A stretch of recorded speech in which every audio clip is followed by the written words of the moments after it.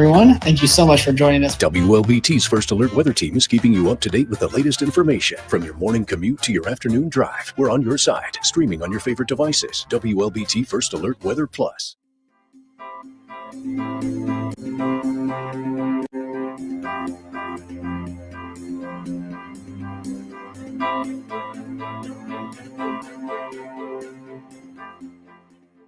WLBT's First Alert Weather Team is committed to your safety with 6 hours of continuous team coverage. This is a relentless storm, Dave. We're fortunate we all made it out alive. And our network of sky cams across the state alerting you to danger, bringing you live footage of tornadoes as they touch down in Wathau County. Look at this, Chase. Guys, look at that. This is ground zero almost. I mean, this is really hard to stomach, like I said. We take our commitment to being on your side seriously, and together we're Mississippi Strong.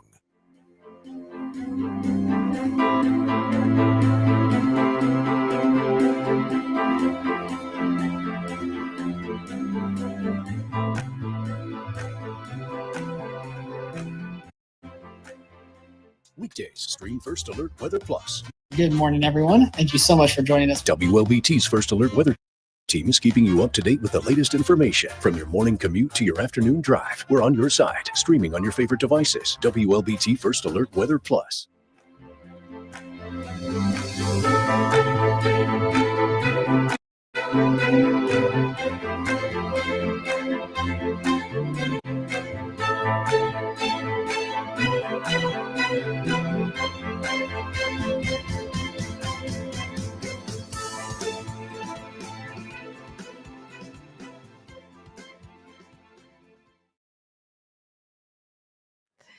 All right, good morning, everyone. Happy Wednesday. It's a relatively quiet day, pretty much the same story we have been talking about the past couple of days where we warm up in the afternoons. That's going to continue throughout the remainder of this week. But we're really turning our focus to this weekend because Saturday into Sunday, we've got a First Alert Weather Day. It's mainly right now looking at the overnight hours, late Saturday night and into Sunday morning. Showers and thunderstorms are more than likely going to be the case for us, but that severe potential is going to be isolated. So not everyone going to see those stronger end thunderstorms. It does look like that this is also going to be more so a frontal system where we see that leading edge where most of the activity is going to be, and then thereafter you may still hear rumbles of thunder, but maybe not necessarily see that severe threat. At least that's what it's looking like for the time being. Yeah, that's very good that once the main line passes through, you're done, but we do have that chance for some showers and thunderstorms to roll through, and the severe potential is there. It's fairly low, but into the Delta region, that's really where we're going to be tracking out our highest likelihood of severe storms. And there's a lot of stuff going on into this weekend as well. I know everyone has been talking about the T-Pain concert going on at the Brandon Amphitheater. Temperatures are looking good, and thankfully the rain should hold off based off current modeling.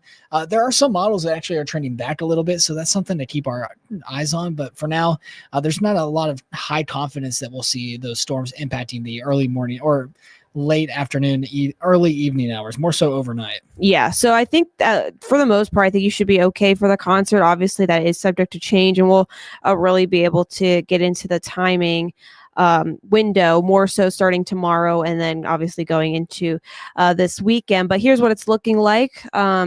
Saturday morning looks pretty good, and then even for Saturday afternoon, as of right now, it still looks okay. But then still late Saturday night and into Sunday morning, that's when we're expecting this front to move in. And I think most of this actually will probably be out of our way, or at least the severe potential will have diminished by the time you get ready to wake up on Sunday morning. And then the rest of your Sunday looks pretty good to go, and same into the beginning of next week. So there is at least that. It's not going to be a complete washout for your weekend plans, but it's still going to be looking like an overnight event as well. So here's what tornado energy is looking like. It looks definitely more intense the further west and northwest you go. So as of right now, there is going to be some energy there, but not looking as widespread per se. But we're going to keep a close eye on this trend as of right now. By around 3-4 o'clock, models do have some energy still around for areas north of I-20, but who's to say that that front won't be already out of here by then? So it all is going to come down to, is the timing going to match up with the front moving in and with the energy being there? So that's pretty much the bottom line when we're talking about the severe potential for this weekend. And then by around daybreak or so, we're pretty much done with the severe threat. What we do know for sure is that we are going to be getting some rainfall from it and cooler temperatures on the back end of everything. So the good news is we will be talking about a good bit of rainfall, half an inch to an inch, maybe up to 2 inches in some isolated areas. With how dry it is, especially back in the Delta, some flash flooding could become a concern, especially if some of those downpours just happen earlier into the day and then we see them linger into the evening and overnight hours. So that could be a bit of a concern, but regardless, going to get some good and much needed rainfall. Hopefully the severe potential stays fairly low so that we don't have to deal with severe storms, but that's something that we're going to be keeping a close eye on, and the temperatures will be looking great as well into next week once we get behind this front. Yeah, so we'll be back to those low 80s for the most part, it looks like, next week. And then by the time we get to next Friday, I think we're going to be struggling to make it to the 70s because we've actually got our eyes on our next front after that. That could really knock down our temperatures. I'm definitely looking at more fall-like conditions. So that's also something we'll keep an eye on. But we've got a lot of things before that, more so focusing on this weekend.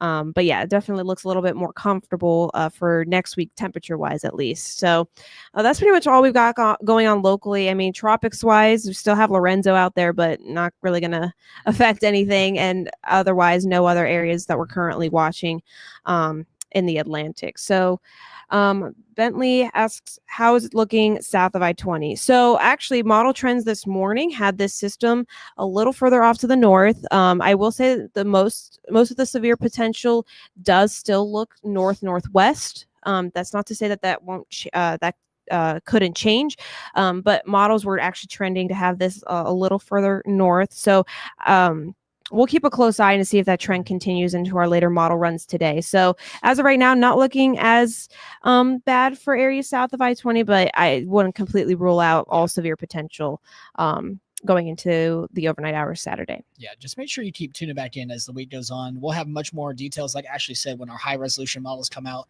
end of the day tomorrow and into Friday. So we'll have a much more detailed forecast on the exact impacts we could be expecting, more so into the day on Thursday and Friday. But for now, just make sure you have multiple ways of staying updated and keep tuning back in throughout the day today, online and live on air. So we'll have more details, but that's all we got for you. Have a great rest of your day.